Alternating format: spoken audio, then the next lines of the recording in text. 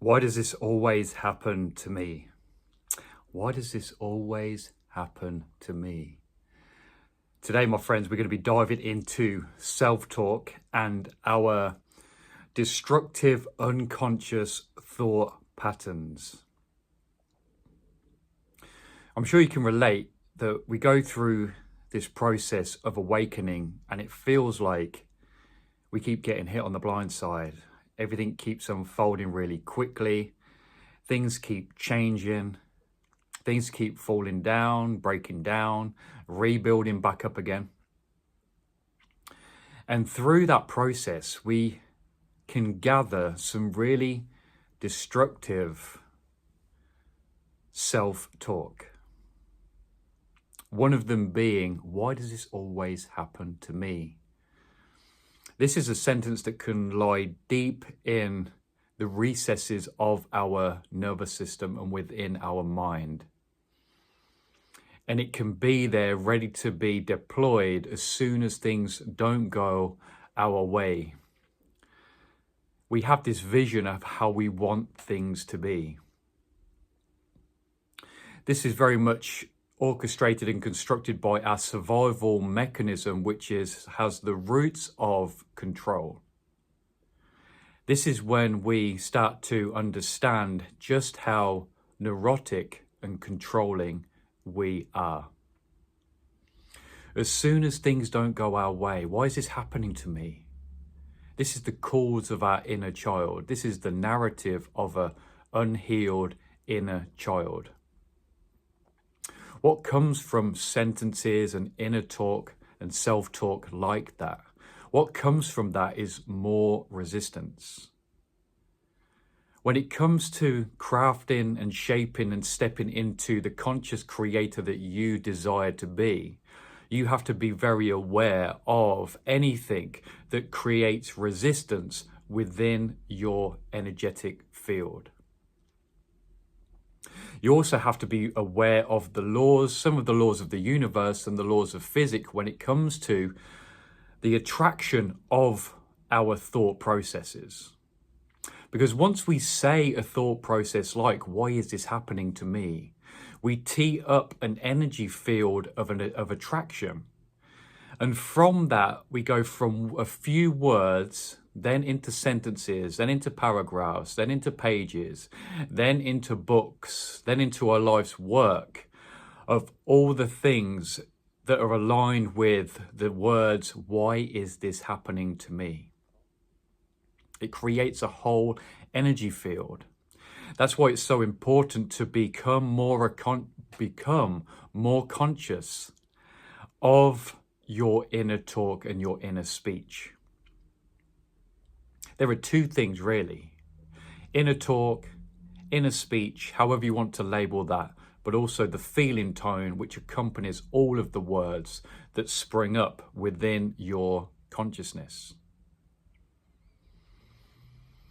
It's so easy to fall into the abyss of, why did this happen to me? Why has this happened to me again?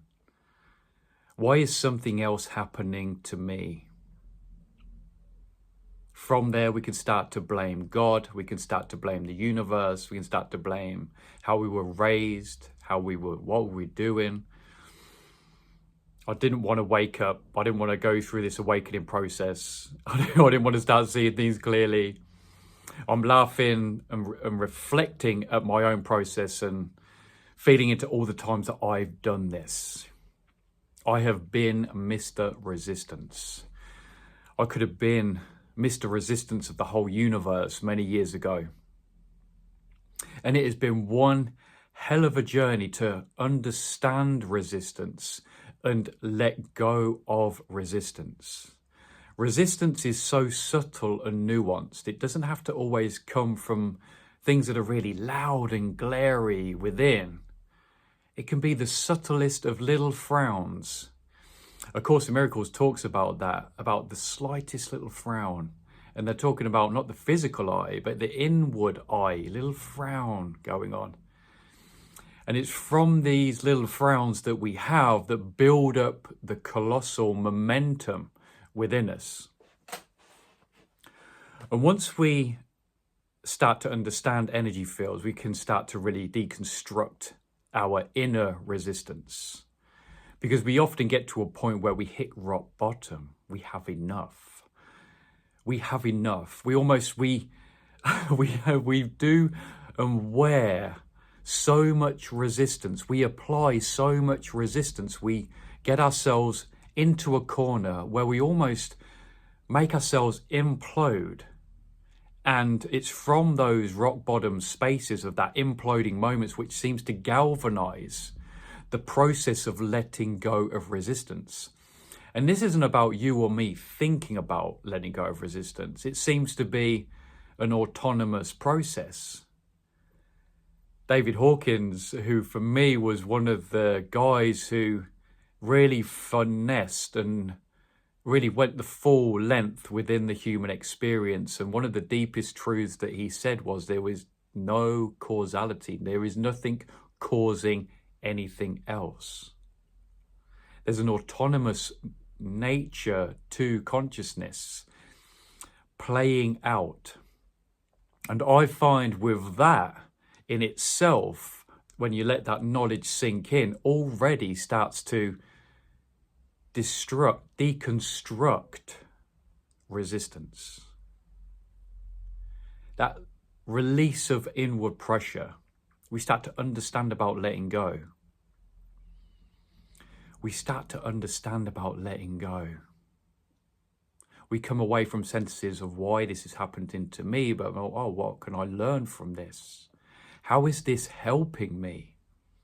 How is what I'm going through now helping me in my journey of stepping into my next energetic field, becoming more aligned with my higher self and vision for this life, in my spiritual journey, my emotional journey, my physical journey? How is it helping me, shaping and molding me? What qualities am I learning from this? What am I learning from resistance? What am I learning from being in intense resistance? Well, one of the big things is we're learning about what we don't want. If we didn't experience in extreme resistance, we wouldn't be able to experience what it's like to let go of resistance. We need the contrast and we need the polarity. The human experience is constructed of duality, paradoxes, opposites, it appears to be. And as we're moving further and further up the scale, we're actually transcending the opposites, but that's another day and another conversation.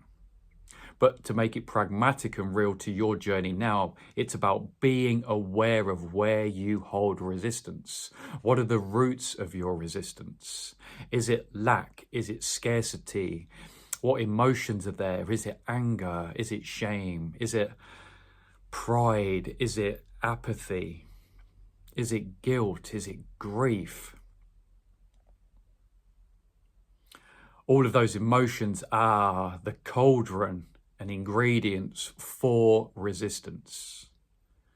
Now, it's not about denying any of those. It's about being aware of them and seeing and feeling and observing how that all playing out within your experience. And which one are you tuned into the most? And what sentences are coming from that? Self-condemnation, victimhood. Why is this always happening to me? Why did this happen to me? Why did this happen to me? And it's okay to say that sentence. It's okay to say those words. But we've always got to be thinking about letting it go, about changing the words, changing the feeling, the vibration, and the words that is the backdrop of what we're experiencing right now. Shifting, moving, processing, evolving past that sentence. And the game really is becoming quicker and quicker with your positioned awareness about what's happening within you to catch a sentence as soon as it comes up. The vibration, the feeling tone, the thoughts come up, your awareness catches it, you're aware of it. And it's at that moment, my friends, which determines which way you go. and which energy field you're going to start creating. Because if you continue the "why did this happen to me" spiral, you are creating an energy field, thought processes, feelings, beliefs, all aligned with that narrative and those words and that energy field. So the quicker you get it, the quicker you can start creating a new energy field. The quicker you can say, oh, okay, this is happening. Maybe I could say, it's okay what's happening now. Maybe I can be, there's an okayness with what's happening now. How is this helping me? How is this shaping me? How is this molding me? Then we go into acceptance, willingness, neutrality. And it's from that we start to generate a new energy field, an emotional circuit and creative field, which takes us into a spiraling up instead of a spiraling down. And we can polarize and use that as a contrast. The continuation of "why is this happening to me" takes me down. And then if I'm saying, what can I learn from this? How is this shaping me? How is this molding me? Can I be okay with this? Can I find any lightness here? You are starting the vibrational circuit of going back up again. Neither is bad nor good. It's nothing is bad or good. It's only just different. Just both of those just come with different qualities of an experience. So catch yourself, my friend, the next time you hear yourself, why did this happen to me? Why did this happen to me? Look to shape, shift, and mold your inner talk. Your self-talk is creating your reality. Well, the harmonization of your self-talk and your vibration, those are intimately connected. So work with both of those factors when it comes to shifting the direction of your ascension. Sending you so much love on your vibrational self-talk journey, my friends. Feel free to drop a comment, drop a like, share with me what words come up for you, which really kind of get you in a paralyzed, disempowered state. And let's look to reframe that within the comments below. Sending you so much love, my friends. God bless. Peace out. And I'll see you all in the next video.